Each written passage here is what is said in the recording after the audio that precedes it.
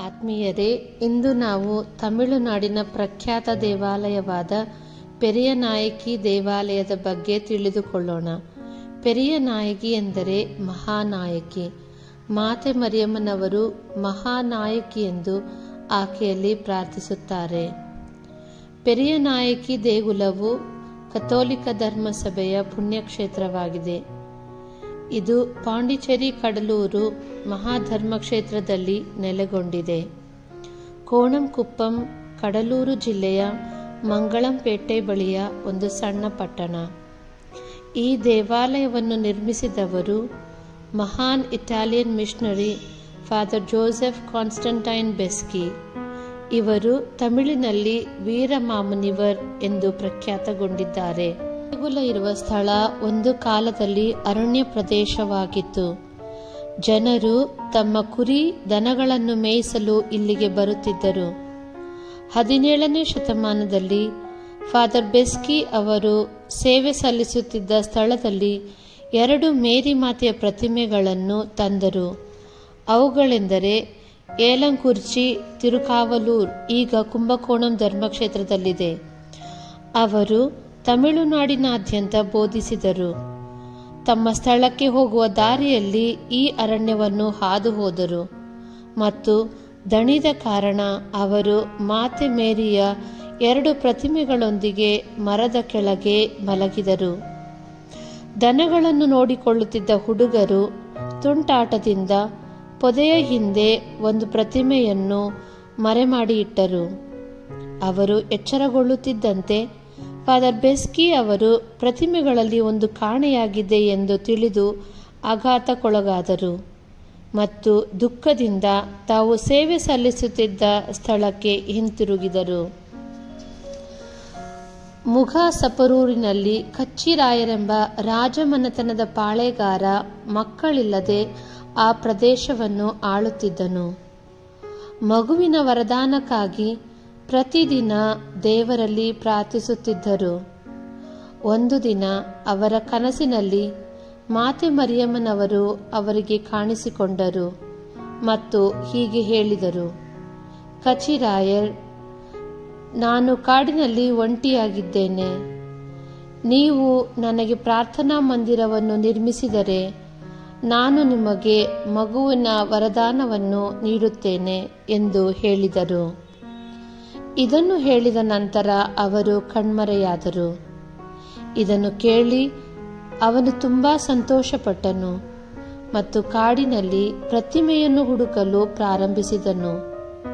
ಅವರು ಪೊದೆಗಳು ಮತ್ತು ಮರಗಳನ್ನು ಕತ್ತರಿಸಿದಾಗ ದೊಡ್ಡ ಪೊದೆಯ ಹಿಂದೆ ಪ್ರತಿಮೆಯನ್ನು ಕಂಡುಕೊಂಡರು. ಆ ಮೂರ್ತಿಯನ್ನು ಇಂದಿನವರೆಗೂ ದೇಗುಲದಲ್ಲಿ ಇರಿಸಲಾಗಿದೆ. ಅವರು ಮಾತೆಯ ಗೌರವಾರ್ಥವಾಗಿ ಒಂದು ಸಣ್ಣ ಪ್ರಾರ್ಥನಾ ಮಂದಿರವನ್ನು ನಿರ್ಮಿಸಿದರು ಮತ್ತು ಆ ಪ್ರತಿಮೆಯನ್ನು ಸ್ಥಾಪಿಸಿದರು ಮತ್ತು ಪ್ರತಿದಿನ ಪ್ರಾರ್ಥಿಸಿದರು. ಅವರಿಗೆ ಮಗುವಿನ ಭಾಗ್ಯವೂ ದೊರಕಿತು. ಪಾಳೆಗಾರ ಕಚ್ಚಿರಾಯರ ಕುಟುಂಬವು ಅವರ ಕುಟುಂಬಕ್ಕೆ ದೇವಮಾತೆ ನೀಡಿದ ಆಶೀರ್ವಾದಕ್ಕಾಗಿ ಹಬ್ಬದ ಸಮಯದಲ್ಲಿ ಪೆರಿಯನಾಯಕಿಯ ಮಾತೆಯನ್ನು ದರ್ಶನ ಮಾಡಿ ಅವರನ್ನು ಗೌರವಿಸುತ್ತಾರೆ.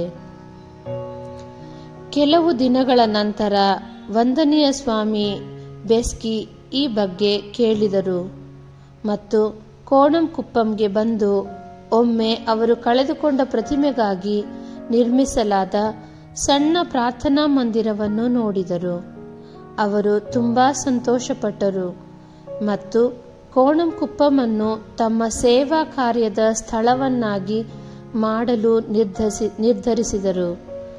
ಅವರು ನಿರ್ಮಿಸಿದ ಮೊದಲ ದೇವಾಲಯವೆಂದು ಹೇಳಲಾಗುತ್ತದೆ ಮತ್ತು ಅದು ಪೂರ್ಣಗೊಂಡ ನಂತರ ಅವರು ಮದ್ರಾಸ್ಗೆ ಹೋಗಿ ಮದ್ರಾಸ್ ಮೈಲಾಪುರದ ಧರ್ಮಾಧ್ಯಕ್ಷರನ್ನು ಭೇಟಿ ಮಾಡಿ ಮಣಿಲಾದಿಂದ ಮಾತೆ ಮರಿಯಮ್ಮನವರ ಪ್ರತಿಮೆಯನ್ನು ತಮಿಳುನಾಡಿನ ಸ್ಥಳೀಯ ಉಡುಗೆಯಲ್ಲಿ ತಯಾರಿಸಿ ನೀಡಲು ಕೇಳಿದರು.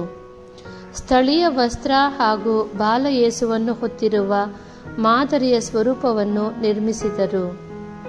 ಈ ಸ್ವರೂಪವು ಅಂತಿಮವಾಗಿ ಕೋಣಂಕುಪ್ಪಂಗೆ ಆಗಮಿಸಿ ಮತ್ತು ದೇವಾಲಯದಲ್ಲಿ ಸ್ಥಾಪಿಸಲಾಯಿತು. ಈ ಪ್ರತಿಮೆಯು ಸುಮಾರು 10 ಅಡಿ ಎತ್ತರದ ಪೀಠದ ಮೇಲೆ ಸ್ಥಾಪಿಸಲಾಗಿದೆ ಹಾಗೂ ಮರದಿಂದ ಮಾಡಲ್ಪಟ್ಟಿದೆ ಮತ್ತು ಗಾಢವಾದ ಬಣ್ಣಗಳಲ್ಲಿ ಚಿತ್ರಿಸಲಾಗಿದೆ. ಅದರ ಗೌರವಾರ್ಥವಾಗಿ ಮತ್ತು ದೇವಾಲಯದ ಗೌರವಾರ್ಥವಾಗಿ ಫಾದರ್ ಬೆಸ್ಕಿ ಅವರ ತಮಿಳು ಕವಿತೆ ತೆಂಬಾವಣಿ ಅನ್ನು ರಚಿಸಿದರು. ಇದು ಇಲಿಯಾಡ್ನೊಂದಿಗೆ ಸುದೀರ್ಘವಾಗಿ ಸ್ಪರ್ಧಿಸುವುದು ಅವರ ಕೃತಿಗಳಲ್ಲಿ ಅತ್ಯಂತ ಪ್ರಸಿದ್ಧ ಮತ್ತು ಅತ್ಯಂತ ದೊಡ್ಡದಾಗಿದೆ. ಅವರು 1726ರಲ್ಲಿ ಈ ಕೆಲಸವನ್ನು ಪೂರ್ಣಗೊಳಿಸಿದರು. 1728-1729ರ ಸಮಯದಲ್ಲಿ ಮದುರೈನಲ್ಲಿ ನಡೆಸಲಾದ ತಮಿಳು ಸಮ್ಮೇಳನವು ಅವರ ಕೃತಿಯನ್ನು ಅನುಮೋದಿಸಿತು ಮತ್ತು ಈ ಸಾಹಿತ್ಯ ಕೃತಿಯ ಶ್ರೇಷ್ಠತೆಯನ್ನು ಪ್ರಕಟಿಸಿತು. ಅನೇಕ ಪವಾಡಗಳು ನಡೆಯುವ ಸ್ಥಳವು ಈ ದೇವಾಲಯವಾಗಿದೆ. ತಮಿಳುನಾಡಿಗೆ ಭೇಟಿ ನೀಡಿದರೆ ಈ ದೇವಾಲಯಕ್ಕೆ ಭೇಟಿ ನೀಡುವುದನ್ನು ಮರೆಯಬೇಡಿ ಹಾಗೂ ತಾಯಿ ಪೆರಿಯ ನಾಯಕಿಯ ಆಶೀರ್ವಾದವು ನಮ್ಮ ಮೇಲೆಯೂ ನಮ್ಮ ಕುಟುಂಬದ ಮೇಲೆಯೂ ಇರಲೆಂದು ಪ್ರಾರ್ಥಿಸೋಣ.